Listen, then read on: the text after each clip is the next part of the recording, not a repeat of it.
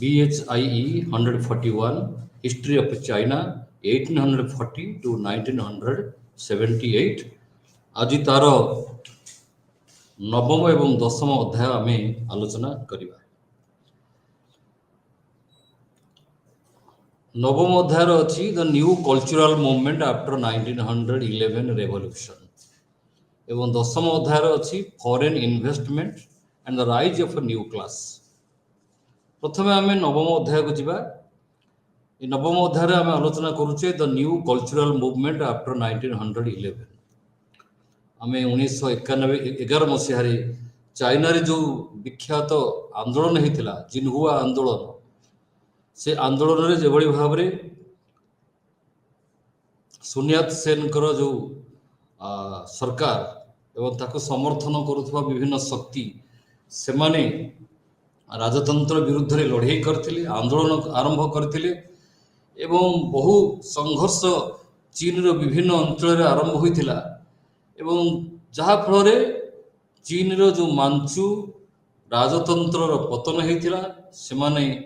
राज्य गादी छाड़ीथिले एवं सेठू चीन रो जो हजार हजार वर्षर जो राजतंत्र शासन करी आस्तिला से राजतंत्र अध्यायर समाप्ति घटिथिला। आम से विषय आलोचना करिबा जे 1911 मसीहा परे जो आंदोलन हैला से आंदोलन परे जदियो मांचू राजवंशर पतन हैला या पर कौन से नुआ राजवंश आसला नहीं। जदियो किछि क्षण पाई युआन शिक्काई जे राजांकर बा राजतंत्र जने मुख्य परामर्शदाता एवं सबुठारु प्रभावशाली व्यक्ति थिले से युआन शिक्काई नेतृत्व में किछि दिन पर्यंत राजतंत्र चलीथिला। किंतु यार भितरे नुआ डेवलपमेंट चाइना रो समाज रे देखा देथिला। ए नुआ मूवमेंट को कहा जाए न्यू कल्चरल मूवमेंट। ये एक सांस्कृतिक नूतन सांस्कृतिक आंदोलन जहाँ 1911 मसीहा परे चाइना रे आरंभ हो जाता।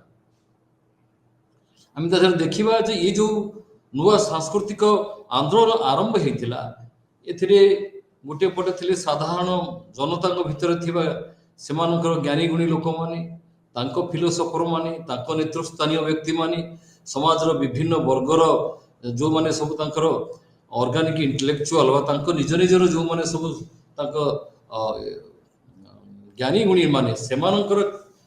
आंदोलन आरंभ होता। जे जहार निज क्लास रो इंटरेस्ट को लेकी निजर श्रेणी रो जो सेमानकर स्वार्थ को लेकी जो आंदोलन आरंभ करथिले तांकर भी किछि आइडिया थिला एवं ता सहित देखा देछि जे आमे जो आगु भी आलोचना करथिले चाइना रो राजतंत्र भितरे मध्य जो किछि लोक थिले जो माने कि आरंभ करथिले 100 डेज रिफॉर्म्स टू आरंभ होता। राजा निजे एवं राजांकर अन्य लोक माने मिसिकी गोटे जो रिफॉर्म्स आरंभ करथिले से रिफॉर्म्स कार्यकारी हलाने आमे जानिचे 103 दिन परे राजा को बंदी करागला एवं से जेल रे तकर मृत्यु घटिथिला। आमे सेई कथा आलोचना करि सारिचे कि एबे आमे आलोचना एथर कोन करिबा जे ये जो चाइना रे जो समाज समग्र चाइना रे किभଳି भाबरे कन्फ्यूशियस कर जो फिलोसफी बा दर्शन तार किभଳି भाबरे भयंकर प्रभाव हजार हजार वर्ष धरि थिला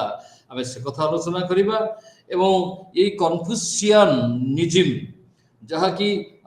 चीन रे कौन से नूतन परिवर्तन को सहज रे कराई देउ नथिला कारण आमे जानिचे जे कन्फ्यूशियस जो आइडिया गुडी थिला ता प्राय मुख्यतः ट्रेडिशन को आधार करके थिला। सेथिरे पिता मातांकर संपर्क राजा प्रजांकर संपर्क नारी मानक संपर्क बाबद रे कौन से आधुनिक आइडिया नथिला एवं जेपरी ए माने परस्पर संपर्क रे केवल माने मालिक और भृत्यर संपर्क भितर सीमाबद्ध होई थिले। कौन से सामाजिक परिवर्तन बा कौन से प्रकार जो कुसंस्कार अंधविश्वास ता विरुद्ध रे कौन सी जो परिवर्तन आनिबा पाई कि जो कन्फ्यूशियनिज्म जो थिला ता करे दउ नथिला कारण बहुत दिन पर्यंत राजतंत्र मध्ये ये कन्फ्यूशियनिज्म को निजर आधार करिकि शासन करूथिला। तेणु ये जो गोटे जिनस रहिबा आलोचना करिबा और द्वितीय जिनस हम आलोचना करिबा जो नुआ कल्चर रेवोल्यूशन आसिला जो new cultural revolution new cultural movement आसिला 1911 मसीहा परे यार कारण सब कौन थिला को सकाशे चाइना रे एक नूतन सांस्कृतिक आंदोलन आरंभ हेइथिला एवं ये जो नुआ न्यू कल्चरल मूवमेंट ए नुआ कल्चरल मूवमेंट रो कौन कौन सब कैरेक्टरिस्टिक्स थिला तार सब कौन कौन सब वैशिष्ट्य थिला एवं आधेरे इंटेलेक्चुअल ग्रुप हम कहिचे चीन रो विभिन्न इंटेलेक्चुअल ग्रुप थिले ज्ञानी गुणी लोक थिले एमानकर किभଳି भाबरे कंट्रीब्यूशन थिला दान थिला ए जो कल्चरल मूवमेंट को आनिबारे आमे से कथा आलोचना आमे जानिचे चीन रे जो डायनास्टिक रूल थिला जो साम्राज्यवाद राजतंत्र जो राज साम्राज्य शासन थिला ये शासन लोक भीतर धारणा थिला जे राजतंत्र केबे माने बंद हो नाही केबे पतन होवार चांस नाही कारण ये जो राजतंत्र ये जण ऊपर जणे आसीबे जदि को राजतंत्र राजवंशर पतन घटिला से राजवंशर पतन पर आउ कोनटे आसीबो ना से राजतंत्र ही आसीबो एई गुटिक लोकम मन भितरे बा समाज पूरा चाइना लोकम मन भितरे पूरा बसा बांधी की रहिथिला कोन देखा गला कोन ना 1911 मसिहार जो विद्रोह होला ई 1911 मसिहार विद्रोह कोन कला एठी राजतंत्र बा एम्परर सिस्टम बा जो राजांक शासन यार गोटे पतन आनिला ओ या परे गणतांत्रिक पद्धतिर विभिन्न प्रकार परीक्षा निरीक्षा आरंभ हैला आमे जानि जे जेकोनसी जगह रे भी राजतंत्र यदि बहुत दिन पर्यंत थिबो प्रतिष्ठा लाभ करिक थिबो जदि तार कोनोसी दिन के पतन आसिला एवं तापर यदि लोक माने गणतांत्रिक पद्धति निजक शासित करने कि चाहिए ता बहुत समय सहज हो न था विभिन्न प्रकार समस्या ता आगे ठिया ही था कारण राजतंत्र समर्थक करुवा जो थे जो तत्व माने थे से माने सहजरे तांका हाथ रे थिबा विभिन्न क्षमता विभिन्न पदवी विभिन्न जो सुविधा सुजोग ताकू छाड़ीबा से माने सहजरे राजी होंती नाही तेणु से माने कळे बळे कौशले ये नूतन गणतांत्रिक पद्धति बा संविधानिक सांविधानिक कौन शासन व्यवस्था को से सहजरे ग्रहण करती नहीं एवं चीन रो जो लोक मान धारणा थिला जे तांको एम्परर होउछंती तमे सम्राट होनी सन ऑफ हेवन भगवानंकर बा स्वर्गरु आसीथिबा माने स्वर्गीय संतान ये स्वर्गर संतान ये एभली राजा ये जाहिताई लोक नुहे तेणु नॉर्मली अन्य पृथ्वी सब देशर राजा परी ये मध्य डिवाइन राइट ऑफ किंगशिप को बहु भाव में उपभोग करुथिले राजा होउछंती नॉर्मल लोक नुह साधारण लोक नुहे ये होनी समथिंग एक्स्ट्राऑर्डिनरी एवं याकरी ये ही होउछंती ईश्वर पुत्र ये बढ़िया धारणा एवं ये सुप्रीम रूलर बोली कहा जाता ये जो पृथ्वीर जो शासक हिसाब से ग्रहण करा ये हूँ सबुठ बड़ श्रेष्ठ शासक बोली कह जाऊला जो मु कहूली जे ये जो भावना चीन लोक भीतर थिला लगुला जी रजा हूँ जेकोसी वंशर रजा हूँ से राजवंश आसला माने ग्रहण करने उचित एवं ता प्रति लयाल रहा उचित कि मोनार्की डिक्लाइन है ये डिक्लाइन पतन आसवा पर कौन है ना चाइना जो आउ जो सिचुएशन थिला आउ सब इंस्टीट्यूशन थिला जेपरि फैमिली जेमती जमींदार गोष्ठी जेमती सरकारी चाकरिया बा विभिन्न वंशर लोक माने बा जो बेपारी मानकर जो ऑर्गेनाइजेशन एपरि गाँ गुड़िक एथिरे मध्य देखागला सी जो पुराना सिस्टम थिला से गुड़िक धीरे धीरे ये गुड़िक एरिया सब तार प्रभाव कमी कमी गला नारी मानक पाई जो आंदोलन आरंभ होता नारी माने चाहूले जे से मुक्त करा जाऊ से समाज विभिन्न क्रूर प्रथा गुड़िक लदी दि जाइथिला एवं ताकु ता भितर से मुक्ति चाहूले एवं सेठ देखा कौन ना नुआ सहर डेभलप करुला ये नुआ सहर गुड़िक जो विभिन्न प्रकार फैक्ट्री सब थिला एवं बिजनेस एंटरप्राइजेस सब थिला नुआ शिक्षा विभाग शिक्षा पद्धति स्कूल कॉलेज सब खोलिला ये गोटे जिनस जो सब जिनस आसला एगुड़िक धीरे धीरे कौन कला ना पुरातन पद्धति पुरातन परंपरा राजतंत्र विभिन्न सिस्टम को धीरे धीरे दुर्बल करने को लगिला एवं ये कौन कला ना चाइना को आधुनिक जुग आड़ को टाणी नहीं गला आम देखा कल्चरल ट्रांसफॉर्मेशन केमिति होउची चाइना ये समय गोटे परिवर्तन हो तार सभ्यतार जो सभ्यता बहुत दिन धरिकी पुरातन सभ्यता पर्यवेसित थिला पुरातन परंपरा पुरातन विश्वास पुरातन जो आदर्श बा दर्शन उपरे पर्यवेसित थिला तार वर्तमान बहु परिमाण रे तार चेंज होउची पर्टिकुलरली 19 शताब्दी शेष आड़क एवं 20 शताब्दी आरंभ को देखा देछि एई प्रकार परिवर्तन सीमा बहु परिमाण रे बढ़ी बढ़ी की जाउची एई जो कल्चरल रेवोल्यूशन वर्तमान है चाइना रे ये कौन कला ना कन्फ्यूशियनिज्म को गोटे कौन कला ना चैलेंज देला एवं जी कि प्राय 2000 ऊर्ध्व वर्ष काल चाइनार विभिन्न विभिन्न क्षेत्र रे निजर प्राधान्य विस्तार करने को जाउथिला एबे जो कन्फ्यूशियस तांको विषय रे हमें यदि जानिबा को चाहिबा ताले हम जानिबा जे ये हायरार्की को समर्थन करतले समाज रो तळ ऊपर भेदभाव श्रेणी विभाग ये ताकू विश्वास करुଥିଲେ एवं आउ कोन करथले ना ये जो विश्वास काई ताकर थिला ना से कोथे समाज रे सुपीरियर अछंती एवं सबऑर्डिनेट अछंती मालिक अछंती एवं ताकर प्रभु अछंती ये रिलेशन के हटै परिबे नाही एटा ओडे भगवान दत्त तो याकू रक्षा करबा पाई कि कन्फ्यूशियस प्राय जो आइडिया देथिले ताकू परवर्ती समय रे चीन रो जो भाग्य विधाता माने थिले जो माने विभिन्न वर्गर चीन रो जो ज्ञानी गुणी माने थिले शासनकर्ता थिले एमान को प्राय एसो जिंसो से माने प्राय सपोर्ट करूथिले एवं ये जो 19th सेंचुरी शेष भाग जो चाइना रे जो परिवर्तन आसिला नेचुरली ये केवल चाइना को खाली सुपरफिशियल परिवर्तन चाहू नथिला बा खाली गोटे परिवर्तन ना रे गोटे परिवर्तन चाहू नथिला ये पूरा पूरी चाइना रो जो सिंपल कन्फ्यूशियन ऑर्थोडॉक्सी थिला ताकू भयंकर भाव रे चैलेंज देला एवं तार परिवर्तन करिया पाई कि ये मध्य बहु प्रकार काम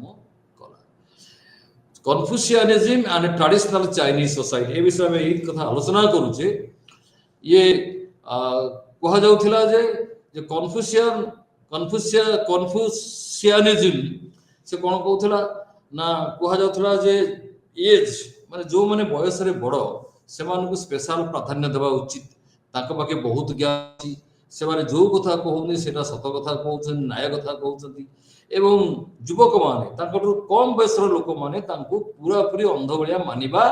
उचित एवं पास्ट जिनस जो गुटाक जोटा अतीतर घटना घटी जाइए तार प्राधान्य प्रेजेंट ठारू अधिका ए कथा ही मध्य कहा जाउथिला एवं प्रजा मानक उपरे समाज उपरे राजांकर जो प्रभाव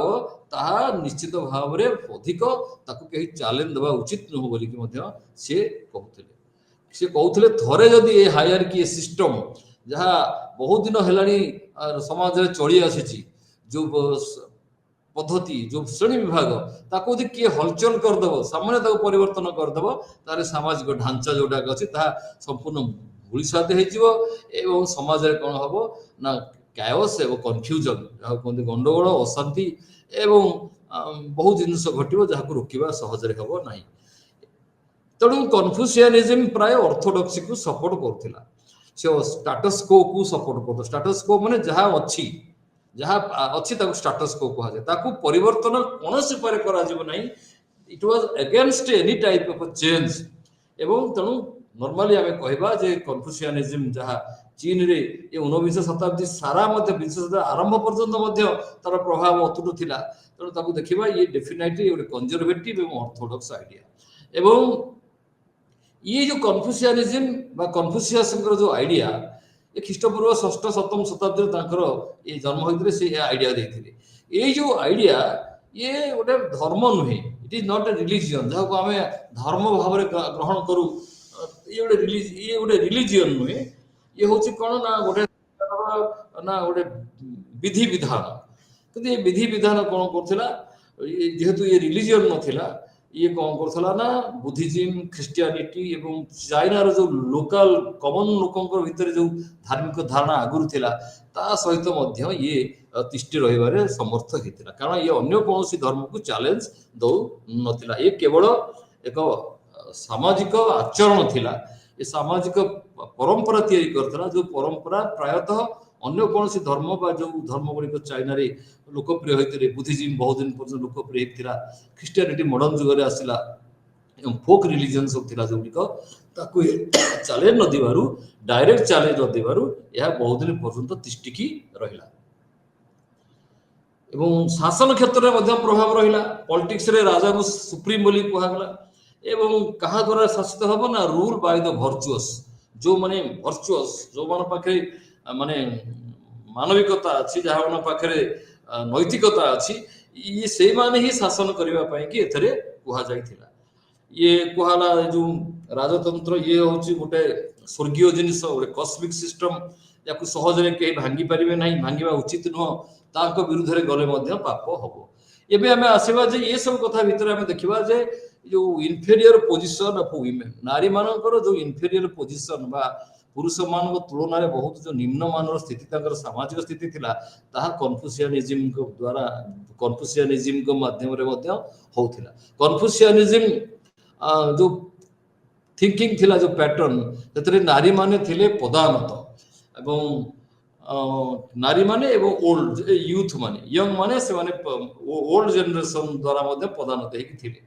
एवं एठी गोटे एज आ जेंडर डिस्क्रिमिनेशन थिला ये बहुत रैम्पार्ट थिला एज वयस्क लोक माने बहुत माने ताको तळर पिला बा यूथ मान बा स्टूडेंट मान बा पिला मान ऊपर बहुत कौन स्कोप दौन नुआ चिंताधारा किसी करने की एवं नारी मान ये जेंडर को लेकिन बा लिंग को आधार करके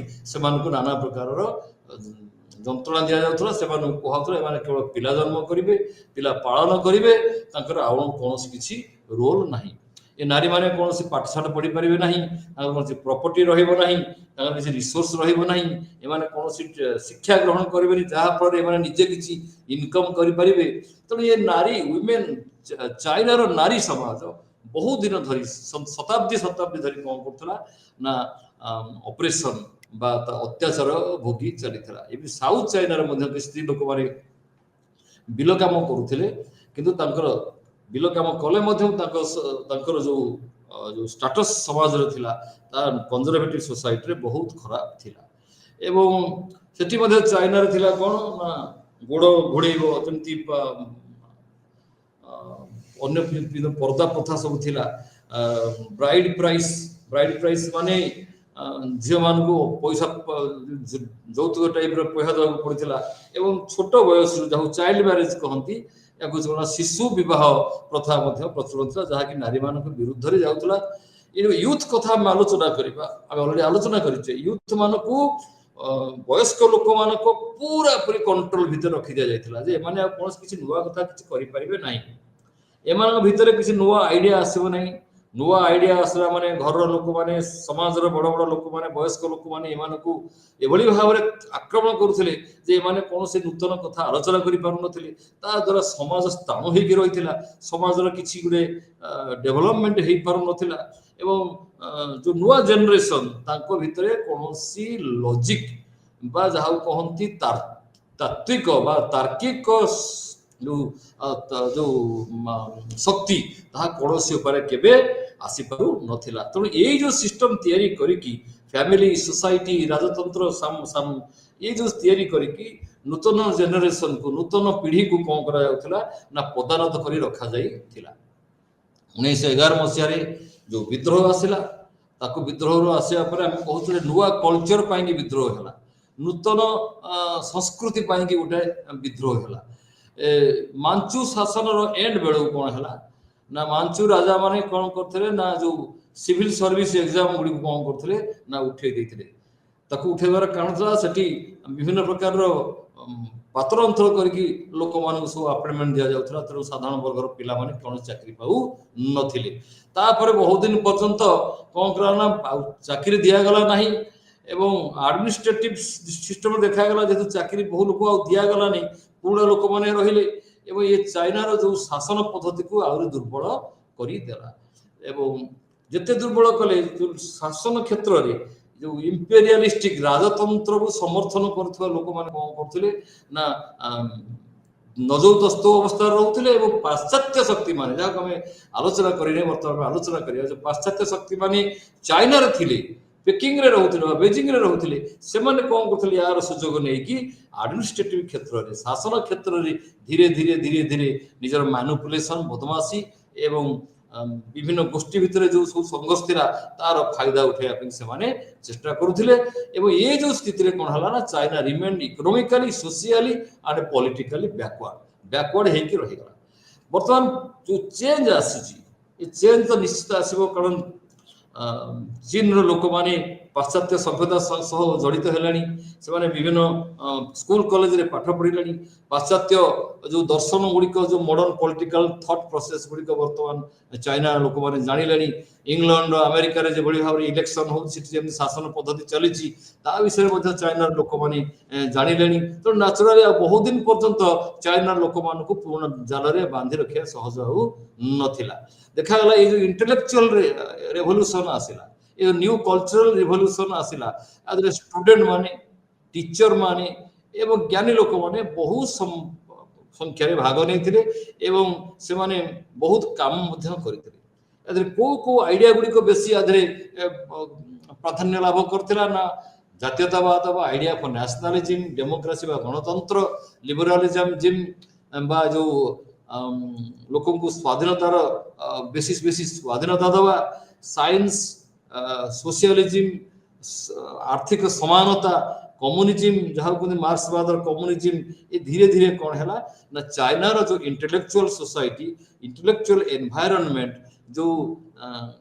ज्ञानी मानकर जो गोष्ठी से प्रभावित कला एटी गोटे यूनिवर्सल किंगशिप रो पतन घटिला एवं कोलाप्स है कौन ना जो एंटायर कस्मोलोजी राजा को नहीं कि जो विभिन्न प्रकार अलौकिक कथा सब आलोचना करा लेजिटिमाइज करा राजा के भूल करि परिबे नहीं राजतंत्र सब ठीक राजा भगवान को दूत राजा भगवान निजे ही पृथ्वी के आश्चर्य लोक मान शासन करने की ये सब जिन गुड़ा कौन है ना धीरे धीरे दुर्बल होगा लगिला एवं ये जो नुआ जो आंदोलन है ये नुआ आंदोलन जो रिपब्लिक आसिला गोटे पटे रिपब्लिक आम जाचे युआन शिकाई नेतृत्व रिपब्लिक नॉर्थ रहा गोटे डिफंक रिपब्लिक जहाँ को सुनियात सेना आरंभ करते दक्षिण थी से बर्तमान टाइम निजक आक्टिव करूँ कारण से चाहूले राजतंत्र आग पतन हो युआन शिकाई पछे राष्ट्रपति हूँ बा राजा हूँ किंतु आग राजतंत्र पतन घटू से बर्तमान यही अवस्था समय कौन है आम देखा किभली भाव में ये जो न्यू कल्चर चाइना को प्रभावित करा ये जो फिलोसोफर माने थे एमानतर किए शक्तिशाली फिलोसोफर थे ना येनफू एंड कांग यूओई येनफू और कांग यूओई एमाने कौन करथिले कहते जे समाज रे आमे बाध्य करी रिवोल्यूशन आनी परिबा नाही हमको धीरे धीरे अपेक्षा करबा को पड़िबो स्टेज बाय स्टेज अपेक्षा करबा को पड़िबो एवं गुडे मिस्टेक सब अछि एपरी कह जाउछि 1911 मसियार विप्लव सक्सेस हो नथिला विफल होइतिला एवं ये विफलतार कारण होचे या जे जानथले एते शीघ्र देश रे विराट परिवर्तन आसीबो नै हठात राजतंत्र रु हठात लोकतंत्र को जीवाटा सहज नै बहु लोक माने एक्सेप्ट करिवे नै जो सिस्टम गुडी को अछि ता बाधा दबो तो ये येनफू और कान ये दुई जन चाहूले जे धीरे धीरे रिपब्लिकन रिवोल्यूशन आसू स्टेज बाय स्टेज आसू एवं लियांग कुचाओ ये कान स्टूडेंट थे ये विशिष्ट ट्रांसलेटर थे ये पाश्चात्य बहु पुस्तक गुड़िक कौन कर चाइना भाषा अनुवाद करते से बहुत लोकप्रिय थे प्रथम प्रथम से युआन शिकाई को समर्थन करते कहते रिपब्लिकन सिस्टम हो कि गोटे डिक्टेटरशिप रो किंतु लगुला यार मध्य मॉडर्नाइजेशन टा हो पारिबो जापर विभिन्न वर्गर विभिन्न फिलोसोफर माने भितर विभिन्न प्रकार आइडिया थिला चाइनार भविष्य को लेकिन किभली भाव में चाइना रे शासन हो पारिबो कांग कौन करथिले ना से कहथिले जे मोनार्की रहू किंतु मोनार्की रो जो मात्रा आगुर थिला से मात्रा आ से भाव रही तार जो दमन थिला जो अनचैलेंज थिला ताहा रखा न जाऊ तेणु से किसी परिमाण में गणतांत्रिक राजतंत्र से एक चाहूले तेणु गोटे प्रकार यही विभिन्न प्रकार आइडिया नहीं कि फिलोसोफर माने चाइना रे एक जो कल्चरल रेवोल्यूशन आने को चेष्टा कले या पछे रहला कोन ना जातीयतावाद चीन जातीयतावाद येनफू गोटे पिटिशन साइन कले ता ना सोसाइटी फॉर कन्फ्यूशियनिज्म से चाहिए जे कन्फ्यूशियनिज्म रहू स्टेट जो रिलीजन हिसाब रे रहू कारण चाइना जो पैट्रियार्कल सिस्टम भी अच्छी मिलिटरी स्टेज रे भी अच्छी एवं सोसाइटी एपर्यंत आम जो आलोचना करथिले कि समय पूर्व ये प्रस्तुत निजो करनी रिपब्लिकन सिस्टम को जीवा पाई किंतु सोनियात सेन से आउट एंड आउट जन रिपब्लिकन थिले से कश्मीर काल राजतंत्र को चाहू नथिले एवं राजतंत्र रो सह जोड़ा विभिन्न प्रकार जो सामाजिक श्रृंखला अच्छी जो इंस्टीट्यूशंस अच्छी जो प्रकार सब अनुष्ठान गुड़िक अच्छी तार समूल विनाश से चाहूले सी वाज प्योरली आंटी मांचुआनिज्म विश्वास करुले एवं नेशनल एसेंस बा जातीयतावाद जो मॉडर्न नेशनलिज्म जो थे कि गणतंत्र रहिबो लोक मान अधिकार रहिबो निज देश को शासन करबा पई कि ताकू से चाहूले एवं तेणु सी कौन करथिले मान ठारू अलगा है कि रहउथिले ये जो कल्चरल रेवोल्यूशन आज स्टूडेंट माने बहुत परिमाण भाग नउथिले हम जानिचे पेकिंग यूनिवर्सिटी स्टूडेंट माने बहु हेतला पूर्व जो विप्लव हेतला से विप्लव रे बहु परिमाण भाग नैथिले एवं बहुत पिला जाय जापान रे पाठशाला पढ़िथिले जापान रो जो मेजी रिस्टोरेशन रो जो नुआ जापान तयारी होतला समान का आखिरे पड़ुतला they were highly impressed by the development in Japan after Meiji restoration पाश्चात्य विज्ञान पाश्चात्य टेक्नोलोजी ये भावुले ये निश्चित चाइना रे यदि यूज करा जिवो चाइना रो समस्त दुख दूर हो जिवो जहा प्रॉब्लम तारा मध्ये सॉल्व हे जो माने पॉलिटिकल कॉन्शियस थिले एजुकेटेड थिले यंग थिले ए माने इंग्लिश भाषा मध्ये जानि थिले तेणु जते बेले चाइना को हस्तांतर कर दिया गला पेरिस पीस कॉन्फ्रेंस रो ट्रीटी ऑफ वर्साइल रे जर्मनी हाथुर सब जिनस हटे आनी जते बेले चाइना जेतु दिया गला कहा को ना जापान को तो ये माने कोन कले ना भारी रिएक्शन सब कले ये जो 21 डिमांड्स ये एंकर डिग्निटी एवं एंकर प्राइड को हटला ए माने चाहले यार किसी परिवर्तन हो सेठी किंतु युवान सिकाई कोन करथले चाहुथले जे किबळी भाबरे मोनार्की से पहुंचे रखिया को से चाहुथले जो मे 4th मूवमेंट हेतला 1919 मसिया रे हम जानि जे स्ट्राइक सब करथले डेमोन्स्ट्रेशन हेतला टियानमेन स्क्वायर पेकिंग रे विशाल लक्ष लक्ष लोक एखाटी हे कि स्टूडेंट माने एखाटी हे कि विक्षोभ प्रदर्शन करथिले ए बाहर जो विदेशी शक्तिमान देश विदा करिया पय चाहुथले ये सब हमें ऑलरेडी आलोचना करि सरचे एवं एई समय आउरे लोक विषय में आलोचना नकल रही परिबा ने से होंती काई यूएन पेई ए काई यूएन पेई ये जने थिले विशिष्ट दार्शनिक से चाहूले जे परिवर्तन हो से फ्रांस रे पाठ पढ़ी जर्मनी रे पाठ पढ़ी एवं सिविल सर्विस एग्जामिनेशन पास करथिले चाकरी करथिले किंतु परे ए जो रेवोल्यूशन मानक सह जोग देवा पई कि सुनियात सेन को सह जोग देवा पई चाकरी छाड़ीथिले किंतु पुणी से चाकरी सुनियात सेन को छाड़ी आसी पुणी युवान सिकाई कर पाखरे से आसी के काम करे तापर परे से पेकिंग यूनिवर्सिटी चांसलर हेतिले ए जन एजुकेशनिस्ट थिले एवं ताऊ कहा जाए फादर ऑफ चाइनीज रेनासा जो रेनासा वर्तमान होची जो परिवर्तन होची कल्चरल से राजतंत्र सहाय्य रे ये परिवर्तन आनिया पई कि चाहू थिले ए जो लिटरेरी रेवोल्यूशन आसिला वर्तमान हम देखिबा न्यू यूथ यादरे आसी गुंडो टेकिछि ये जो कहा जाउची जर्नल आसिला ए जर्नल ना होची न्यू यूथ जार चाइनीज ना होची सिन चिंग नेन बा न्यू यूथ नुआ युवक मान को आधार करिकी ये मैगजीन बाहरिला ये मैगजीन बहु परिमाण ना यूथ मान को बहु परिमाण प्रभावित कइथिला ए जो हु सुई जने स्कॉलर थिले से कोन करथिले ना कहिले जो एथर को चाइना रे जो पाठ सब पढ़ा हबो से क्लासिकल चाइना रे पढ़ा न होई कि लोकल भाषा रे पढ़ा हबो चाइना रे विभिन्न अंचल जो लोकल भाषा सब अछि सेतिरे पढ़ा हबो एवं ता पढ़ाले कोन हबो ना पाठर आक्षरिक जो अर्थ जो नुआ आइडिया नुआ दर्शन फिलोसफी एगुडी को लोकों पाखरे पहुंचबो कारण से माने तांको भाषा रे पाठटा को पढ़िबे तांको भाषा रो बही की पढ़िबे एवं हु सी ए जो लिटरेरी स्कॉलर थिले से जो कोन कले ना ताकू ए कथा आलोचना करबे लोक ताकू सपोर्ट कले एवं कॉमन लोकों पाखु कोन हला ना पाठटा पहुंच गला ज्ञान पहुंच गला एटा बड़ रेवोल्यूशन थिला बड़ सफलता थिला चीन रो राइटर मानकर जो माने ए लिटरेसी रेवोल्यूशन को बड़ बेस करिकी चाइना रे कल्चरल रेवोल्यूशन आनिबा पाए से माने चेष्टा कले ଏବଂ ସେ କହିଲେ ଯେ ୟା ଭିତରେ ଯୋଉ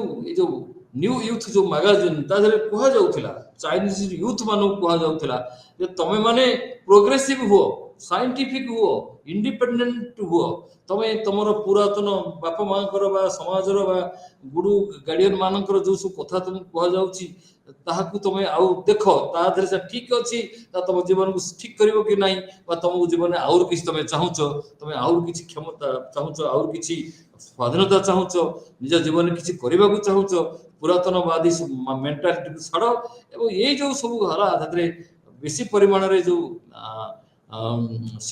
ଷ୍ଟୁଡେଣ୍ଟ ମାନେ ଏବଂ ୱିମେନ୍ ସ୍ତ୍ରୀ ଲୋକମାନେ ଏମାନେ ବହୁ ପରିମାଣରେ ଦ୍ୱାରା ପ୍ରଭାବିତ ହେଲେ। ଆମେ ଅଲରେଡି କହିଛେ କିଛି ଆଦରୁ ଯାଇ ଜାପାନରେ ପାଠ ପଢିଥିଲେ, କିଛି ଲୋକ ଯାଇକି ୟୁରୋପରେ ପାଠ ପଢିଥିଲେ, କିଛି ଆମେରିକା ଯାଇ ପାଠ ପଢିଥିଲେ। ସେ ପୁରା କଣ କଲେ ନା ଯୋଉ ଓଲ୍ଡ ସିଷ୍ଟମ ତାର ଯୋଉ ଯେତେ ପ୍ରକାର ସବୁ ଭୁଲ ଭଟକା ଥିଲା ତାକୁ ଏକ୍ସପୋଜ କରିଦେଲେ। ଏବଂ ଏ ଯୋଉ ନୂଆ ୟୁଥ ବର୍ତ୍ତମାନ ଆସିଲେ ସେମାନେ କଣ କଲେ ନା କନଫ୍ୟୁସିଆନିଜିମକୁ ଆଟାକ କଲେ ଏବଂ ତାକୁ ଆଉ ଗ୍ରହଣ କରିବା ପାଇଁ କି ମନା କଲେ। ଟ୍ରାଡିସନ ଉପରେ ଆଟାକ ହେଲା। ଏ ଯୋଉ ଇଣ୍ଟେଲେକ୍ଚୁଆଲ ମାନେ କଣ କଲେ ନା ଏ କଲଚରାଲ ରିଭଲ୍ୟୁସନ ମାଧ୍ୟମରେ କଣ କଲେ ନା ବିଭିନ୍ନ ସିଷ୍ଟମକୁ ସେମାନେ ଆଟାକ କଲେ। ସେମାନେ କଣ କହିଲେ ନା ଚେନ୍ ଲି ବୋଲି ଜଣେ ସ୍କଲାର ଥିଲେ କ୍ୟାଣ୍ଟନର, ସେ ଗୋଟେ ଆହ୍ୱାନ ଦେଲେ ଚାଇନାର ୟୁଥ ମାନଙ୍କୁ, ବି independent, not servile, progressive, not conservative, aggressive, not passive। ଏଇ ଯୋଉ କଥା ସବୁ କହିଲେ ସେ ତା ଦେହରେ କହିଲେ ଯେ ତମେ କନଫ୍ୟୁସିଆନିଜିମ, ତାଓଇଜିମ ଆଉ ବୁଦ୍ଧିଜିମ ଯୋଉଟା ଯୋଉ ପୁରୁଣା ତନ୍ତ୍ର ସବୁ ଯୋଉ ଆଇଡିଆ ସବୁ ଅଛି ତାକୁ ବିଶ୍ୱାସ କର ନାହିଁ, ତମର ପରିବର୍ତ୍ତନ ଦରକାର, ତମେ ଏଇ ଯୋଉ ପରିବର୍ତ୍ତନକୁ କଣ କର ନା ୱେଲକମ କର। ଏଇ ଯୋଉ ଲିଟରାରୀ ଡେଭଲପମେଣ୍ଟ ହେଲା ସେ କଣ କଲେ ନା ତାହା କଣ କଲା ନା ନୂଆ ଏକ ଆଟମୋସ୍ଫିୟର ତିଆରି କଲା ସାହିତ୍ୟ ମାଧ୍ୟମରେ। ନୂଆ କଲଚରାଲ ଡେଭଲପମେଣ୍ଟ ହେଲା ଏବଂ ଜାତୀୟତାବାଦ ମଧ୍ୟ ପୁରା ତୃଣମୂଳ ସ୍ତରକୁ ଚାଲିଗଲା। ଲିଆଙ୍ଗ କୁଇଚୋ ସେ ମଧ୍ୟ ଜଣେ ଥିଲେ ଯିଏକି ଚାହୁଁଥିଲେ ଯେ ଯୋଉ ଗଦ୍ୟ ସାହିତ୍ୟ ବହୁ ପରିମାଣରେ ଲେଖାଯାଉ। ଗଦ୍ୟ ସାହିତ୍ୟ ସିଧା ଡାଇରେକ୍ଟ କଣ କରୁଥିଲା ନା ଲୋକମାନଙ୍କ ମଧ୍ୟରେ ଯୋଉ ଆଇଡିଆ ଗୁଡ଼ିକ ପ୍ରବେଶ କରାଇବାରେ ସାହାଯ୍ୟ କରୁଥିଲା। ଯୋଉ ଗୋଟେ ନୂଆ ଭର୍ନାକୁଲାର କଲଚର ଯୋଉ ଲୋକ ଭାଷା କଥିତ ଭାଷାରେ ମଦର ଟଙ୍ଗ ଲୋକମାନଙ୍କର ସେ ଭାଷାରେ କଣ ହେଲା ନା ଏସବୁ କଥା ଘଟିଲା। ନୂଆ ସୋସିଆଲ ଏଥିକ୍ସ ଆସିଲା, ଯୋଉ ପାଶ୍ଚାତ୍ୟ ଦେଶରୁ ବିଭିନ୍ନ ପ୍ରକାର ଇଜିମ ସବୁ ଆସିଲା, ଲିବରାଲିଜିମ, କମ୍ୟୁନିଜିମ, ସୋସିଆଲିଜିମ, ଇଣ୍ଡିଭିଜୁଆଲିଜିମ, ଇଏ ସବୁ ଜିନିଷ ଆସିଲା ପରେ ଲୋକମାନଙ୍କ ମଧ୍ୟରେ ଚୀନର ଲୋକମାନଙ୍କ ମଧ୍ୟରେ ଏକ ନୂତନ ଏକ ରୂପରେଖ ସେମାନଙ୍କ ମସ୍ତିଷ୍କ ଭିତରେ ପ୍ରବେଶ କଲା। ଏ ଯୋଉ ମେ 4th ଇନସିଡେଣ୍ଟ ହେଇଥିଲା, ଯୋଉ ବଡ ବିଦ୍ରୋହ ବିପ୍ଳବ ହେଇଥିଲା ପେକିଂର ଟିଆନମେନ୍ ସ୍କୋୟାରରେ, ତାର ଯୋଉ କନସିକ୍ୱେନ୍ସଟା ହଉଛି ଏଇ କଲଚରାଲ ରେଭଲ୍ୟୁସନର ଗୋଟେ ବଡ ପାର୍ଟ। ଏ ମେ 4th ମୁଭମେଣ୍ଟ ତାକୁ କୁହାଯାଏ। ଆମେ ଜାଣିଛେ ଇଏ ଗୋଟେ ଏକ୍ସପ୍ଲୋଜିଭ ଷ୍ଟେଜକୁ ନେଇଗଲା, ଗୋଟେ ଏକଦମ ଭୋଲାଟାଇଲ ଷ୍ଟେଜକୁ ନେଇଗଲା ଏଇ କଲଚରାଲ ରେଭଲ୍ୟୁସନକୁ। ଏ ଟୋଟାଲ ରିଜେକ୍ସନ, ତା ଅର୍ଥ କୌଣସି ଜିନିଷ ପଛ କଥା ଆମେ ଆଉ ଅଳ୍ପ ବି ରଖିବୁ ନାହିଁ, ତାକୁ ସମ୍ପୂର୍ଣ୍ଣ ଭାବରେ ଆକୁ ରିଜେକ୍ସନ କରିବୁ ଏବଂ ନୂଆ କଲଚରକୁ ଆମେ ଡେଭଲପ କରିବୁ। ନୂଆ କଲଚର ନ୍ୟାଚୁରାଲି ମଡର୍ଣ୍ଣ ଆଇଡିଆକୁ, ମଡର୍ଣ୍ଣ ଡେଭଲପମେଣ୍ଟକୁ, ମଡର୍ଣ୍ଣ ଲାଇଫକୁ ଇଏ କଣ କରୁଥିଲେ ବିଶ୍ୱାସ କରୁଥିଲେ। ଏମାନେ ଚାଇନାର ଯୋଉ ବ୍ୟାକୱାର୍ଡନେସ୍, ଚାଇନା କାହିଁକି ହାରିଯାଇଛି, ଚାଇନାର କାହିଁ ପତନ ହେଇଛି, ଚାଇନାର ସମାଜ କାହିଁ ଉତ୍ଥାନ ହଉନି, ଚାଇନାର ଲୋକମାନେ କାହିଁ ଦରିଦ୍ର କାହିଁକି, ଏହାକୁ କଣ କଲେ ନା ପୁଙ୍ଖାନୁପୁଙ୍ଖ ଭାବରେ ଏହାର ଆଲୋଚନା ସବୁ କରାଗଲା ଏବଂ ଲୋକଙ୍କ ପାଖରେ ଆଇଡିଆ ସବୁ ଗୁଡାକ ପହଞ୍ଚିଲା। ଏଇସବୁ ଜିନିଷ ଆମେ ଦେଖିବା ଭିତରେ ଆମେ ଜାଣୁଛେ ଯେ କୁହାଗଲା ଯୋଉ ଶାସନ ହବ government Bai good man, government with A plan, ଏସବୁ କଥା କଣ ହେଲା ନା ଧୀରେ ଧୀରେ ଲୋକମାନଙ୍କ ଭିତରେ ପ୍ରବେଶ କଲା। ସାଇଣ୍ଟିଫିକ ଏନଲାଇଟେନମେଣ୍ଟ, ସାଇଣ୍ଟିଫିକ ଏନଲାଇଟେନମେଣ୍ଟ ମାନେ ଯୋଉ ନୂତନ ଜ୍ଞାନ ଆସିବ ଇଏ ଲଜିକାଲ ହବ, ଇଏ ତର୍କ ସମ୍ମଳିତ ହବ, ତର୍କ ସମ୍ମତ ହବ, ଇଏ କୌଣସି ମାନେ ଜାହିତାହି କଥା ବିନା କୌଣସି ତାର କାରଣ ବା ଫଳାଫଳ ବା ଯୁକ୍ତି ନଥାଇକି କୌଣସି କଥା ଆମେ ଆଉ ଗ୍ରହଣ କରିବୁ ନାହିଁ ବୋଲିକି ଚାଇନାର ଏଇ ଯୋଉ ନୂତନ କଲଚରାଲ ରେଭଲ୍ୟୁସନ ତାହା କଣ କଲା ନା ଜଣେଇଦେଲା। ଇଏ ହଉଛି ଚାଇନାର ଯୋଉ କଲଚରାଲ ରେଭଲ୍ୟୁସନ ହେଲା, ଲିଟରାରୀ ରେଭଲ୍ୟୁସନ ହେଲା। 1911 ମସିହା ପରେ ଯୋଉ ବିଦ୍ରୋହ, 1911 ମସିହା ଯୋଉ ବିଦ୍ରୋହ ହେଇଥିଲା, ବିପ୍ଳବ ହେଇଥିଲା, ତାର ପରବର୍ତ୍ତୀ ସମୟରେ ଏ ପଦକ୍ଷେପ ଗୁଡିକ ଆମେ ଆଲୋଚନା କଲେ। ବର୍ତ୍ତମାନ ଆମେ ଆଲୋଚନା କରିବା କଣ ନା foreign investment and rise of the new class. Foreign investment आमे जानिचे चाइना रे जेबेठु पाश्चात्य शक्ति माने आसी सेठी व्यापार वाणिज्य आरंभ कलणी वाणिज्य आरंभ कलणी सेमान तंकर सेठी कोन करथिला विभिन्न कंपनी मान को थ्रू रे आस्थिले आमे जानिचे यूरोप रे ई समय रे विभिन्न कंपनी गुडी को सब आसिला ईस्ट इंडिया कंपनी हो फ्रेंच ईस्ट इंडिया कंपनी हो डच ईस्ट इंडिया कंपनी हो विभिन्न कंपनी गुडी सब दाम देश लोक मान तयारी कले जो माने भारत आसिले एशिया विभिन्न देश सब गले पूर्व भी पोर्तुगीज एवं स्पेन रो बणिक माने जाउथले कोठी कि ना भारत प्रसाद भारत महासागर को आस्थिले परे से माने कोन कले ना सेपटे अमेरिका एवं उत्तर अमेरिका दक्षिण अमेरिका सेठारे गले एवं पर्टिकुलरली दक्षिण अमेरिका रे पोर्तुगाल एवं स्पेन तमर लैटिन अमेरिकन कॉलोनी को स्थापन कले एवं सेठी सब व्यापारी वाणिज्य कारबार सबला किंतु विधिवत भाव रे आधुनिक प्रणाली रे जो जो पुंजी विनियोग करबा ये सब आरंभ हला केबे ना जते बडी ईस्ट इंडिया कंपनी पावर दिया गला एवं अन्य कंपनी गुडी जो यूरोप रो अन्य कंपनी गुडी मध्य ए जिंस को फॉलो कले आमे देखिबा जो ई फॉरेन कैपिटल जो पाश्चात्य देशर कंपनी मानकर जो पुंजी ता किपरि भाव रे चीन रे केमिति भाव ताकू विनियोग करा जायतिला किभଳି भाव ता यूज करा जायतिला ताकू देखिबा एबा हम ऑलरेडी जो किछि आलोचना करछे पूर्व क्लास रे एबे ताकू और के प्रांजल भाव रे पढेबा जो बुर्जुआ क्लास जो नूतन मध्यवित्त बा पुंजीवादी बा पुंजीपति माने चाइना रे डेवलपमेंट कले सेमानकर ये जो रेवोल्यूशन हला 1911 मसिया रेवोल्यूशन और परवर्ती जो कल्चरल रेवोल्यूशन हला सेतरे सेमानकर कोन कार्य थिला एवं जो युआन सिक्काई जो 1911-12 मसिया रु 1916 मसिया पर्यंत जो 4-5 वर्ष राजत्व कले प्रेसिडेंट हिसाब रे हो बा राजा हिसाब रे हो तांको समय रे किबरी बिजनेस कम्युनिटी रो अवस्था कोन थिला एवं राजतंत्र संगे तांको संपर्क केम थिला एवं किभଳି भाव रे प्रथम विश्व युद्ध चाइना रो निज देशर जो व्यापारी मानकर व्यापार को वृद्धि करिवारे को बड़ मौका वा सुजोग देथिला ता हमें से विषय रे वर्तमान आलोचना करिबा आमे देखिबा दुईटा कथा गोटा होची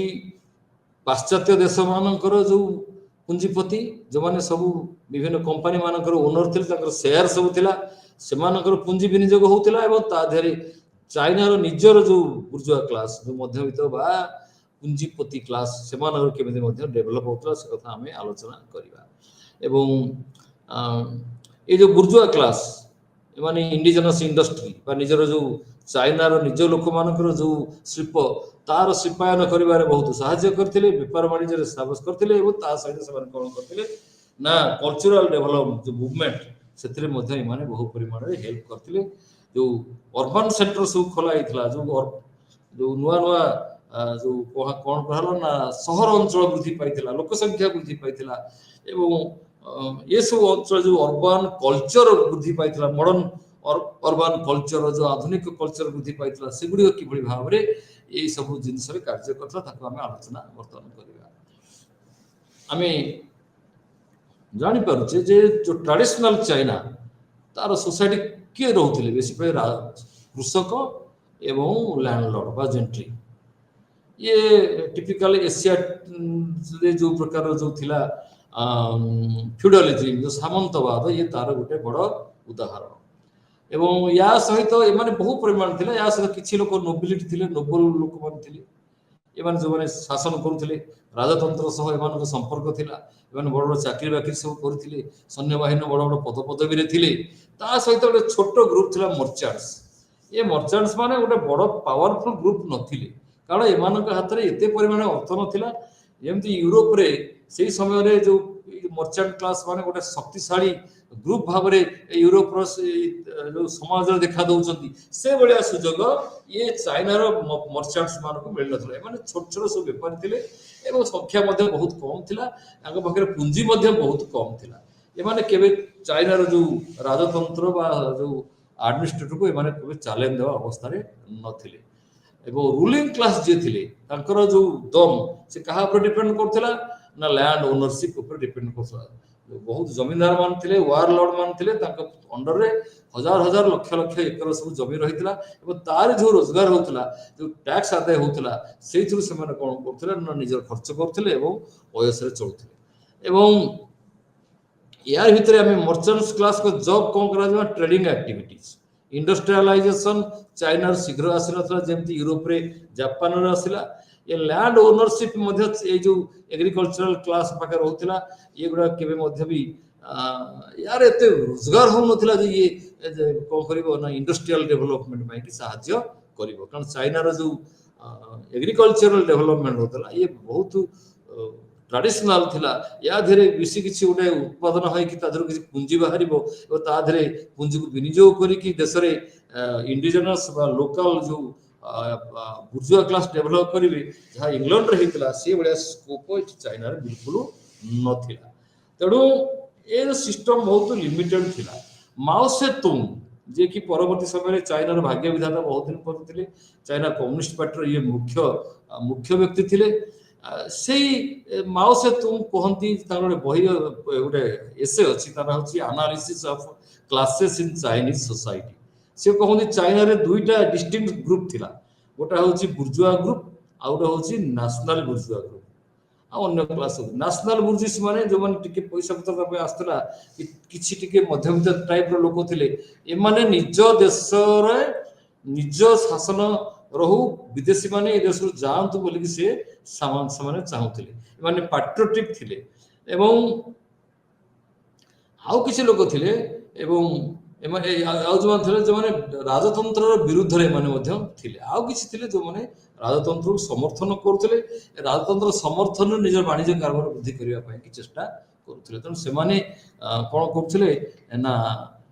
गणतंत्र को एमानकर गणतंत्र बाबद रे माने न्यूट्रल रहथिले एबे हम देखिबा जे चाइना रे फॉरेन कैपिटल किभଳି भाबे सब विनियोग करा जाउथिला जापान विनियोग करथिला इंग्लैंड फ्रांस अमेरिका जर्मनी अन्य फ्रांस ये सब विभिन्न राष्ट्र माने चाइना रे कौन करथिले ना निजर सब विभिन्न इंडस्ट्री खोलथिले वाणिज्य कारोबार करूथिले तो कहा जाउछि जे 1914 मसिया बेलकू चाइना रे ये जो फॉरेन इन्वेस्टमेंट थिला केते ना 1610 million US dollar 1610 million US dollar 1914 मसिया बेलकू एवं ये थिला 773 मिलियन डॉलर थिला केबे ना 1902 मसिया तेणु 8 वर्ष भितरे बहुत फॉरेन इन्वेस्टमेंट वृद्धि पाइछि देखिया गले ता अर्थ जो राजतंत्र रहिला एवं राजतंत्र गला पर जो यूएन सिकाई को जो शासन रहिला 4-5 वर्ष ये समय ये कोन हैला ना से विदेशी मानक बहुत स्कोप देथिले चाइना रे वाणिज्य कारोबार करबा पाई किंतु ये सब जिनस देखले हम लागुची चाइना रे जो फॉरेन इन्वेस्टमेंट होउथिला चाइना रे जो एते बड़ देश एते बड़ लोक एमानकर तुलना रे बहुत नगण्य थिला एवं कह जाउची जे 1930 मसिया बेलकू मध्य भी जते तार ग्रॉस नेशनल प्रोडक्ट थिला चाइना रो जो टोटल आय थिला देशर वर्ष को तादर मात्र 1% भी हो नथिला ए foreign private foreign investment China तो से कि कह जाए जे ये एत बड़ गोटे माने कौन ना शक्ति नथिला चाइना रे अर्थ शक्ति नथिला चाइना रे फॉरेन इन्वेस्टमेंट किंतु जितिकी तार पाकर थिला चाइना रे से बहुत फायदा उठाउथिले बहुत लाभ उठाउथिले एवं जेहेतु से पर देश रे आसिक शासन करूछन जेते से सुविधा सुजोग मिलले से देखी चाहिए इन्वेस्टमेंट करुले मन इच्छा से इन्वेस्टमेंट करू नथिले जार्डाइन माथिसन एंड कंपनी ये हूँ गोटे बड़ छोटिया कंपनी स्टार्ट होता चाइना रे जे कि परवर्ती समय कौन है ना बहुत बड़ कंपनी परिणत है बहुत विभिन्न प्रकार बिजनेस से कले प्रोडक्शन कले बहुत ट्रिटी पोर्ट्स जोड़ा थिला तादरे कौन करथिले ना बहुत वाणिज्य कारोबार एमाने करथिले को एरिया रे को क्षेत्र रे बेसी इन्वेस्ट करथिले फॉरेनर माने छोटा हला import export trade railways manufacturing विभिन्न जिनस तयारी करिबा लुहा एवं एल्युमिनियम बा अन्य जिनस तयारी करिबा प्रॉपर्टी किना बिका करिबा banking finance shipping, mining and communication, ଏସବୁ ଜିନିଷ ଗୁଡ଼ିକରେ ଏମାନେ ବେଶୀ ଇନଭେଷ୍ଟ କରୁଥିଲେ। କାରଣ ଏଥିରେ ନିଶ୍ଚିତ ଆୟ ଥିଲା ଏବଂ ରିଟର୍ଣ୍ଣଟା ଭଲ ଥିଲା, କାରଣ ତାଙ୍କ ଏକ୍ସପିରିଏନ୍ସ ସେମାନେ ସେୟା ଜାଣିଥିଲେ। ଅନ୍ୟ କେଉଁ କଥାରେ ସେମାନେ ବେଶୀ ଫରେନ୍ ଇନଭେଷ୍ଟମେଣ୍ଟ କମ୍ ଥିଲା, ଏଇଥିପାଇଁ କି ବହୁତ ଲିମିଟେଡ୍ କ୍ଷେତ୍ରରେ କ'ଣ ହେଉଥିଲା ନା ଫରେନ୍ ଇନଭେଷ୍ଟମେଣ୍ଟ ହେଉଥିଲା। ସାଂଘାଇରେ ବହୁ ପରିମାଣରେ କ'ଣ ହେଉଥିଲା ନା ପାଶ୍ଚାତ୍ୟ ଦେଶର କମ୍ପାନୀ ମାନେ ଇନଭେଷ୍ଟ କରୁଥିଲେ। ସାଂଘାଇ ଗୋଟେ ବଡ଼ ବନ୍ଦର ଥିଲା, ବହୁ ଶୀଘ୍ର ସାଂଘାଇ କେବଳ ଚାଇନାର ନୁହଁ ପୃଥିବୀର ଗୋଟେ ବଡ଼ ବନ୍ଦର ଭାବରେ ଏବଂ ଲୋକ ସଂଖ୍ୟା ଦୃଷ୍ଟିରୁ ଲକ୍ଷ ଲକ୍ଷ ଲୋକ ସେଠାରେ ଯାଇ ବାସ କଲେ ଏବଂ ଗୋଟେ ଅର୍ବାନ ବୁର୍ଜୁଆ କ୍ଲାସ୍ ଏଇଠୁ ଡେଭଲପ୍ କଲା ଏଇଠୁ ସାଂଘାଇରେ। ଏ ଯେଉଁ ବୁର୍ଜୁଆ କ୍ଲାସ୍ ତା ଦେହରେ ଥିଲେ ଫରେନ୍ ଓନ୍ଡ ଏଣ୍ଟରପ୍ରାଇଜେସ୍ ଥିଲେ ଏବଂ ଲୋକାଲ ନେଟିଭ ଇଣ୍ଡଷ୍ଟ୍ରିଆଲ ଡେଭଲପମେଣ୍ଟ ସେଠି ମଧ୍ୟ ଥିଲା। କିନ୍ତୁ କୁହାଯାଉଛି ଯେ ଏଠି ନେଟିଭ ମାନ ଅପେକ୍ଷା ଫରେନ୍ ବୁର୍ଜୁଆ ମାନେ ବହୁ ସଂଖ୍ୟାରେ ଏଠି ରହୁଥିଲେ ଏବଂ ସେମାନେ ଏଠି ଶାସନ କରୁଥିଲେ। ଆମେ ଦେଖିବା ଏ ବୁର୍ଜୁଆ କ୍ଲାସକୁ ଆମେ କ'ଣ କିଭଳି ଭାବରେ ଆଲୋଚନା କରିପାରିବା। ବୁର୍ଜୁଆ କ୍ଲାସ ମଧ୍ୟବିତ୍ତ ଭାବରେ କୁହାଯାଏ। ମଧ୍ୟବିତ୍ତ ଅର୍ଥ ହେଉଛି ଯେଉଁମାନେ ଶାରୀରିକ ପରିଶ୍ରମ ନ କରିକି ଅନ୍ୟର ରୋଜଗାରରେ ଏମାନେ ଚଳନ୍ତି। ଆଉ ଏଇ ଯେଉଁ ମଧ୍ୟବିତ୍ତ ଏମାନଙ୍କୁ ମଧ୍ୟ ବିଭିନ୍ନ ମଡର୍ଣ୍ଣ କ୍ଷେତ୍ରରେ ବିଭିନ୍ନ ପ୍ରକାରରେ ଆମେ ଦେଖିବାକୁ ପାଇବା। ସେମାନେ ବଡ଼ ବେପାରୀ, ପୁଞ୍ଜିବାଦୀ, ବ୍ୟାଙ୍କର୍ସ, ପୁଞ୍ଜିପତି, ତା ଦେହରେ ବି ମ୍ୟାନେଜରିଆଲ ଗ୍ରୁପ, ବିଭିନ୍ନ ପ୍ରକାର ସବୁ ଅଛନ୍ତି। କିନ୍ତୁ ଏଠି ଯେଉଁ ବୁର୍ଜୁଆ କ୍ଲାସ ଆମେ ଦେଖୁଛେ ଏମାନେ ପ୍ରାୟତଃ ହେଉଛନ୍ତି କିଏ ସେ ନା ଏଣ୍ଟରପ୍ରିନିୟର୍ସ, ବିଜନେସମ୍ୟାନ୍, ଫାଇନାନ୍ସିଆଲ ଆଣ୍ଡ ଇଣ୍ଡଷ୍ଟ୍ରିଆଲିଷ୍ଟ। ଆମେ ତାକୁ ସେଇ ସେନ୍ସରେ ବର୍ତ୍ତମାନ ନେବା ଯେଉଁମାନେ ବହୁତ ପଇସା ବାଲା ଓ ତାଙ୍କ ପାଖରେ ବହୁତ ଅର୍ଥ ଥିଲା ଏବଂ ଯେଉଁମାନଙ୍କର ମୁଖ୍ୟ କାମ ଥିଲା ଏଇ ବିଜନେସ୍ କରିକି ତାଙ୍କର ଅର୍ଥ ଉପାର୍ଜନ କରିବା, ଲାଭ ସେମାନେ କରିବା। ଏ ଜେନେରାଲ କ୍ଲାସ, ପ୍ରଫେସନାଲ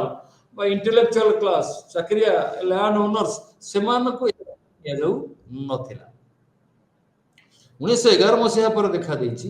ଯେ ଏଇ ଯେଉଁ ବୁର୍ଜୁଆ କ୍ଲାସ ଇଏ ଚୀନର ଯେଉଁ ସାମାଜିକ କ୍ଷେତ୍ରରେ ଏକ ବଡ଼ ମୁଖ୍ୟ ଭୂମିକା ଗ୍ରହଣ କରିବାକୁ ଯାଉଥିଲେ। ଏମାନେ ବହୁତ ପରିମାଣରେ କ'ଣ କଲେ ନା ଏ କଲଚରାଲ ରେଭଲ୍ୟୁସନକୁ ସେମାନେ ସମର୍ଥନ ଜଣାଇଲେ ଏବଂ ଅର୍ବାନାଇଜେସନ ମଧ୍ୟ ବହୁତ ଶୀଘ୍ର ବଢ଼ିଲା ଏବଂ ଲୋକ ସଂଖ୍ୟା ସହର ଗୁଡ଼ିକରେ ବଢ଼ିଲା। ତେଣୁ ସହରରେ ବୁଲୁଥିବା ଲୋକମାନେ କ'ଣ କଲେ ନା ବହୁ ସମୟରେ କ'ଣ କଲେ ନା ନୂତନ କଥାଟିକୁ ଗ୍ରହଣ କରିବାକୁ ଲାଗିଲେ ଏବଂ ବୁର୍ଜୁଆ କ୍ଲାସ ମଧ୍ୟ ସେଥିପାଇଁ କି ସପୋର୍ଟ କଲେ। ଆଉ এই ଯେଉଁ ବୁର୍ଜୁଆ କ୍ଲାସ ଏ ଯେଉଁ ଲାଭର ଗୋଟେ ଅପରଚ୍ୟୁନିଟି ମିଳୁଥିଲା, ତାଙ୍କ ପାଖରେ ଅର୍ଥ ଥିଲା, ଟେକ୍ନିକାଲ ସ୍କିଲ୍ ଥିଲା, ଏଣ୍ଟରପ୍ରିନ୍ୟୁଆଲ ସ୍କିଲ୍ ଥିଲା ଏବଂ ତାଙ୍କ ପାଖରେ ଇଚ୍ଛା ଥିଲା ମଧ୍ୟ ରିସ୍କ ନେବା ପାଇଁ। ସେମାନେ ୱିଲିଂନେସ୍ ଥିଲା, ଗୋଟେ ଇଚ୍ଛା ଥିଲା ଟ୍ରାଏ ଆଉଟ୍ ଇନୋଭେସନ୍ସ, ନୂଆ ନୂଆ କ୍ଷେତ୍ରରେ ନୂଆ ନୂଆ ପଦ୍ଧତି ଅବଲମ୍ବନ କରିକି କେମିତି ବେପାର ବାଣିଜ୍ୟ କରାଯାଇପାରିବ ତେଣୁ ସେମାନେ କ'ଣ କରୁଥିଲେ ନା ଚେଷ୍ଟା କରୁଥିଲେ। ଏମାନେ ଗୋଟେ ବୁର୍ଜୁଆ କ୍ଲାସ ଯେଉଁ ଡେଭଲପ କଲା ଚାଇନାରେ, ଏଥିରେ ଦେଖାଯାଉଛି ଇଏ ପ୍ରାୟତଃ ଅଧିକ ବଡ଼ ଗ୍ରୁପ ଯେଉଁ ବୁର୍ଜୁଆ କ୍ଲାସର ଏମାନେ ରାଜତନ୍ତ୍ର ଏବଂ ଲ୍ୟାଣ୍ଡ ଲର୍ଡଜିଂର ସମର୍ଥକ ଥିଲେ। ମର୍ଚାଣ୍ଟସ ମାନଙ୍କ ମଧ୍ୟରେ ଲ୍ୟାଣ୍ଡ ଲର୍ଡଜିଂ ବା ଜେଣ୍ଟ୍ରି ଏବଂ ମର୍ଚାଣ୍ଟସ ମାନଙ୍କର ଯେଉଁ ଗୋଟେ ମିଳନରେ ଏ କୁହାଲା ଯେଉଁ ବୁର୍ଜୁଆ କ୍ଲାସ କ'ଣ କଲା ନା ଡେଭଲପ କଲା। ଏମାନେ ମଡର୍ଣ୍ଣ ବିଜନେସ୍ ସବୁ କଲେ, କଳକାରଖାନା ବସେଇଲେ, ପୁରୁଣା ଢାଞ୍ଚାର କଳକାରଖାନା ସେମାନେ ଛାଡ଼ିଲେ। ତେଣୁ ଏମାନେ 1911 ମସିହା ପରେ ଯେଉଁ ବିପ୍ଳବ ଯେଉଁ ହେଇଥିଲା ବିପ୍ଳବ ଫଳାଫଳ ସାଙ୍ଗେ ଆଙ୍କର ବେଶୀ କିଛି ସମ୍ପର୍କ ନଥିଲା। ଏମାନେ ତାଙ୍କର ନିଜର ବାଣିଜ୍ୟ କାରବାର ସେମାନେ ବୃଦ୍ଧି କରିବାରେ ଲାଗିଥିଲେ। ସେମାନଙ୍କ ଇଚ୍ଛା ନଥିଲା ପଲିଟିକାଲ ପାୱାର ହାତକୁ ନେବା ପାଇଁକି। ସେମାନେ ଲୋକାଲ ଲେଭେଲରେ କେବଳ ଇନଫ୍ଲୁଏନ୍ସ କରିବାକୁ ଚେଷ୍ଟା କରୁଥିଲେ। ଯେଉଁ ଉଚାଙ୍ଗ ବିପ୍ଳବ ଯେଉଁଟା 1911 ମସିହାର ପ୍ରଥମ ବିପ୍ଳବ ଆରମ୍ଭ ହେଇଥିଲା, ତାପରେ ଯେଉଁଟାକ ବିପ୍ଳବ ପରବର୍ତ୍ତୀ ପର୍ଯ୍ୟାୟରେ ରାଜତନ୍ତ୍ରକୁ ବିତାଡ଼ିତ କରିବାରେ ସଫଳ ହେଇଥିଲା। ଏଇ ଯେଉଁ କୁହାଯାଇଛି ଯେ ଏଠି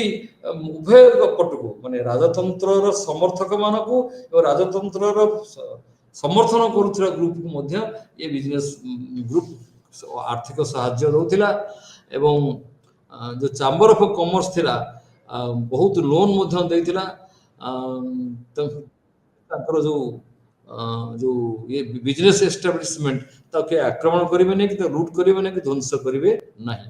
ଛୋଟ ଛୋଟ ଜାଗାରେ କ'ଣ କରୁଥିଲା ଏମାନେ କ'ଣ କରୁଥିଲେ ନା ଛୋଟ ଛୋଟ ତାଙ୍କର ନିଜର ଛୋଟ ଛୋଟ ସୈନ୍ୟବାହିନୀ ମଧ୍ୟ ରଖିଥିଲେ, ଟିକି ଟିକି ଆର୍ମି ରଖିଥିଲେ, ଯେଉଁଟା ସେ ତାଙ୍କର ବଞ୍ଚେଇବା ପାଇଁ ସେମାନେ ତାକୁ ବ୍ୟବହାର କରୁଥିଲେ। ଏବଂ ଦେଖାଯାଇଛି ଫାଇନାଲି ଯେତେବେଳେ ବିଦ୍ରୋହଟା ଆଉ ପ୍ରକାର ରୂପ ନେଉଛି ଏବଂ ଚାଇନାରେ ଗୋମିଂଡାଙ୍ଗ ବା କୋମିଂଟାଙ୍ଗ ଅଧିକ ଅଧିକ ପରିମାଣରେ ପ୍ରଭାବଶାଳୀ ହେଉଛି ଚୀନର ଏଇ ବୁର୍ଜୁଆ ଗୋଷ୍ଠୀ ତମ କରୁଛନ୍ତି ନା ଏଇ ଯେଉଁ କୋମିଣ୍ଟାଙ୍ଗକୁ ମଧ୍ୟ ସମର୍ଥନ ଜଣାଉଛନ୍ତି। ଆ ଆ, ଧୀରେ ଧୀରେ ଦେଖାଯାଉଛି ସଂଘାଇରେ ଯେଉଁ ଥିଲା ବୁର୍ଜୁଆ କ୍ଲାସ୍ ଆମେ ଆଲୋଚନା କରିଛେ ସେମାନେ ବହୁତ ପରିମାଣରେ କସ୍ମୋପଲିଟାନ୍ ହେଉଛନ୍ତି, ମଡର୍ଣ୍ଣାଇଜ୍ ହେଉଛନ୍ତି ଏବଂ ପଲିଟିକାଲ ଫିଲ୍ଡରେ ମଧ୍ୟ ଏମାନେ ଡୋମିନାଣ୍ଟ ରୋଲ୍ ପ୍ଲେ କରିବା ପାଇଁକି ଚାହୁଁଛନ୍ତି। ये जो बुर्जुआ क्लास संघाई दे अडॉप्टेड सोनियात सेन्स रिपब्लिकन प्रोग्राम ए रिपब्लिकन प्रोग्राम को एमाने कौन कले ग्रहण कले एमाने बहुत लोन देले कहिछि एवं एपर कि जो नानकिंग रे जो सोनियात सेन को जो चाइना रिपब्लिक से एस्टाब्लिश करथिले प्रथमे ताकू मध्ये बहु परिमाण रे सहाय्य करथिला आर्थिक सहाय्य किए से ना संघाई रो विभिन्न व्यापारी माने आमे बर्तमान देखिबा जे ये जो युआन सिकाई के समय रे बुर्जुआ के संपर्क केमि थिला ओ जे युआन सिकाई वार लॉर्डिज्म रो फादर से विभिन्न सेनापति मानक सैन्य बाहिनी रो बड़ बड़ ग्रुप सैन्य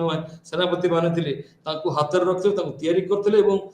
विभिन्न एरिया रे सेमान थाई कोन करथिले ना विद्रोह गुडी को निपात करथिले तने युआन सिकाई कोन करथिले ना चाहुथिले राजतंत्र बा राजतंत्र परी सिस्टम से चाइना रे कंटिन्यू करू एवं ये बुर्जुआ माने मध्य ताको से भली भाव रे ताकर जो मूड देखि ताको से भार ताको मध्य समर्थन देइथिले 1912 मसिया रे युआन कोन कले ना सीरीज ऑफ रिफॉर्म्स आनले जोथे बुर्जुआ मानन को सपोर्ट करा गला जोथे करा गला कोन हला ना जो उठे दिया गला विभिन्न जो कर आदाय से करा होतला उठे दिया गला एक्सपोर्ट टैक्स गुडी को उठे दिया गला करेंसी बा जो नोट ताको एक प्रकार तैयारी करा गला एवं इंडस्ट्रियल डेवलपमेंट पाई कोन करा गला ना विभिन्न पॉलिसी सब तैयारी करा गला जो गुडी को ए बुर्जुआ मानन को सपोर्ट करा गला एवं जो बुर्जुआ माने जो पूंजीपति माने ए रेवोल्यूशन रो एक्सपेरिमेंट रे दिक्कत आसी था से भाबुतले ये रेवोल्यूशन आछि जाउची ये किसी परमानेंट सॉल्यूशन आनी पार नै से माने कोन कले वर्तमान युएन सिकाई गळी गले एवं ताको कोन करे ना बहु परिमाण रे सपोर्ट कले मिलिटरी लीडर माने जो सदर्न एरिया रे थिले से माने कोन कले ना निज निज एरिया रे बहुत शक्तिशाली हे गेले एवं तांकर जो युएन संगे एवं सुनियात सेन के संगे लड़ाई मध्य आरंभ हेई गला संघाई मध्य से बड़े सब प्रॉब्लम फेस करथिला मैं जानि छे एवं ए सब देखा जाय जो जनरल चैम्बर ऑफ कॉमर्स ये इंडिपेंडेंस को ग्रहण करि नथिला एवं रिबेल मानक सहित संपर्क मध्य तुटै देई थिला एमाने कहिथिले जे संघाई को केबे आक्रमण करो नहीं ताको उडे युद्ध क्षेत्र रे परिणत करो नहीं कैंटन ठार मध्य जो सिटी के जो इंडिपेंडेंस घोषणा कले जो लोकल शासक सेठी मध्य बुर्जुआ माने बा पूंजीपति माने आइदर चुपचाप रहउथले बा समर्थन जणाउ नथिले बा पैसिव रहउथले 1913 मसिया रे पुणी गोटे विप्लव हेतिला ये विप्लव रे देखा गला बहुत टैक्स लोक आदाय करा गला एवं गुडा दुकान बाजार नष्ट कर दिया जायतिला तेणु एठी बुर्जुआ माने कोन कले माने युएन सिकाई को अनुरोध कले जे सेमान सुरक्षा दिया जाऊ एवं सेमान को सेमाने मध्य विभिन्न सपोर्ट करियो राजी थिले युएन सिकाई प्रेसिडेंट हेले 1911 मसिया एवं ये फर्दर इकोनॉमिक डेवलपमेंट पाई से समर्थन कले कमर्शियल लेजिस्लेशन आनिले स्टेबलाइजेशन कले फिस्कल बा मॉनेटरी सिस्टम को जो कर खजना आदाय पद्धति एवं जो अर्थ व्यवस्था ताकू कोन करले ना गोटे स्टेबलाइजेशन बा स्थिर ताकू रखिले जो विभिन्न समय तारा उठपड़ होतला तारा पतन घटुतिला ताकू संभाळिले एवं प्राइवेट एंटरप्राइजेस जो सब प्राइवेट लोक माने थिले जो माने चाहुतिले वाणिज्य कारोबार करिबा पाई कि ताकू सब ना प्रोत्साहन देले एवं एही समय जो एग्रीकल्चर मिनिस्टर ट्रेड रो मिनिस्टर जो थिला से कोन कला ना नुआ रजिस्ट्रेशन ऑफिस खोलिला एवं लोक मानकु आग्रह कला जे व्यापारी मानकु से माने कोन करे ना ताकर जो बिजनेस सिस्टम को माने रजिस्ट्रेशन करिवे एवं सेठी कोन हबो ना राजतंत्र बा युएन सिकाई जो शासन से राजतंत्र टाइप रो थिला पूरा राजतंत्र नथिला कारण 1911 मसिया राजतंत्र चली जाईची युएन सिकाई प्रथमे रिपब्लिकन सिस्टम समर्थन करिकी ମାନେ କାଗଜ ପତ୍ରରେ ସେ Republican system China Republican China ତାର ପ୍ରେସିଡେଣ୍ଟ ଥିଲେ, କିନ୍ତୁ ତାପରେ ଦେଖାଯାଇଛି ଯେ ସେ ପୁଣି ରାଜା ହେଇଯାଇଥିଲେ କିଛି ଦିନ ପାଇଁକି। ତେଣୁ ଏଇ ସେନ୍ସରେ ତାକୁ ଦେଖିବା ଯେ ସେ ପୁରାତନ ପଦ୍ଧତିରେ ଶାସନ କରିବାକୁ ଚାହୁଁଥିଲେ, ଗଣତନ୍ତ୍ରଟା ଏଭଳି ଭାବରେ ରହୁଥିବ ଯାହାକି ତାଙ୍କ କଣ୍ଟ୍ରୋଲରେ ରହିବ, ଡିକ୍ଟେଟରସିପ କଣ୍ଟ୍ରୋଲରେ। ଧୀରେ ସୁସ୍ଥେ ସେ କଣ କରୁଥିଲେ ନା ପରିବର୍ତ୍ତନ ଚାହୁଁଥିଲେ। ତେଣୁ ସେଠି ବେପାରୀମାନେ ମଧ୍ୟ ତାକୁ କିଛି କିଛି ବହୁ ପରିମାଣରେ ସମର୍ଥନ ଦେଇଥିଲେ। जो कॉटन इंडस्ट्री ग्रोथ कला, सुगर केन इंडस्ट्री ग्रोथ कला, एवं जो सारा चाइना रे जो विभिन्न प्रकार जो मापदंड थिला सब से मापर जो जो तक स्टैंडर्ड सारा चाइना रे एक प्रकार रो माप, एक प्रकार रो जो सब मापदंड सब एंट्री करा गला। पर कोन हला 1914 मसीह यूएन सिकाई कौन कले ना डॉलर को स्टेबलाइज कल समय रे जोड़ा कि fast step towards monetary unification. सारा चाइना रे एक प्रकार जो मनी सिस्टम आसला ताहा कौन कला ना बहुत परिमाण रे जापान रो बुर्जुआ मान को हेल्प कला। तेणु ये चाहूले यूएन चाहूले जे ब्यूरोक्रेसी मॉडर्नाइज हो, लोकों को समर्थन मिलू, बेपारी मान समर्थन मिलू, एवं देश धनी हो, यही प्रकार मनोवृत्ति थिला। किंतु आमे देखिबा परवर्ती समय रे 1916 रु 1919 वर्ष जो बुर्जुआ आसिला, ये वर्तमान देखला नेशनल कैपिटलिज्म वर्तमान चाइना रे माडी आसिला। जो चाइना रे जो बेपारी माने सेमान को लागला जे आमे ही चाइना रे व्यापार करिबो, चीन रे जत्ते व्यापार सब अछि ताकू चाइना रो व्यापारी माने ही कार्यकारी करिवे, से इंपोर्ट हो एक्सपोर्ट हो, सेठी बाहर देशर लोक मानकर कोनोसी अधिकार नाही। तेणु एमाने कौन कले ना इंडस्ट्रियल प्रोडक्शन पर अधिक प्राधान्य देले एवं चेष्टा कले केमिति जो पाश्चात्य कंपनी माने वाणिज्य कारोबार करूछंती ताकू कौन करिवे, ताकू कंपटीशन करिवे। से माने हम जानिछे से माने जापान एवं अमेरिका जो इंटरेस्ट चाइना रे ताकू कौन कले ना सामना कले। एवं परवर्ती समय हम देखिछे जो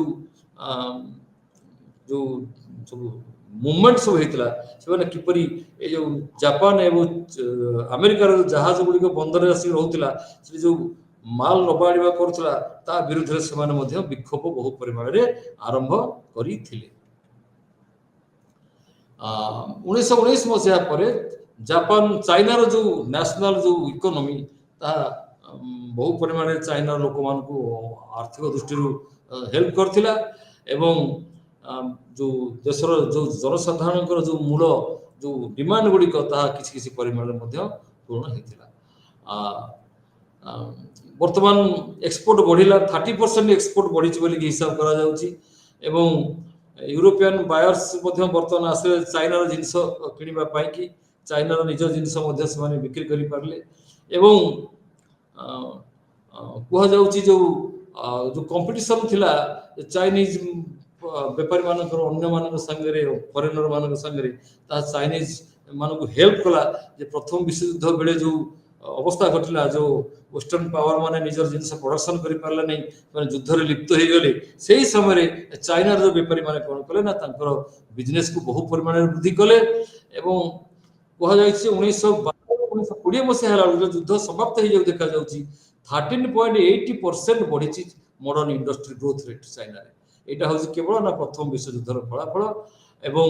बड़ कथा हूँ कॉटन यार्न चाइना बहु परिमाण में ये कला, फूड इंडस्ट्री बहु परिमाण में वृद्धि पाइला। जो ऑयल मिल गुड़िक बहु परिमाण वृद्धि पाइला। टोबाको सिगरेट इंडस्ट्री वृद्धि पाइला। हेवी इंडस्ट्री बहु परिमाण में समय वृद्धि पाइला। ये केवल काम हूँ केवल हूँ प्रथम विश्व युद्ध में पाश्चात्य देश मानकर जो आ शक्ति नथिला जे माने बेपार वाणिज्य करिवे, निजे प्रोडक्शन करके अन्य देश बिक्री करें। तेणु से निज डिमांड बढ़ीगला, से चाइना ठूँ किणवा कि बर्तमान राजी हो गले। एवं जो आयरन माइन्स गुड़ाक जो था से पूरा 70-75 रु 100% ग्रोथ जो फॉरेन कंट्रोल हाथ था से बर्तमान धीरे धीरे चली गला। ये भाव में आम मॉडर्न चाइनार निज बैंक सब आसला 1918 रु 1919 मसीहा भर 96टा नुआ बैंक चाइनार लोक मैंने निजे एस्टाब्लिश कले। माने सरकार से भल संपर्क रखिले। एवं bank of China, bank of communication, एमती डजन डजन बैंक बर्तमान कौन है ना मेन लैंड चाइना बर्तमान आसिक सब एस्टाब्लिश है। जना पड़गला चाइना बैंकिंग सिस्टम बर्तमान वेस्टर्न बैंकिंग सिस्टम पूरा मारला। एवं अर्बान सोसाइटी डेभलप कला आम आलोचना करेचे जो सहरी अंचल वृद्धि पाइला सहर लोक मान वृद्धि पाइला एवं ये भाव में कौन है चाइना रे सबू नुआ नुआ जिन डेभलप कला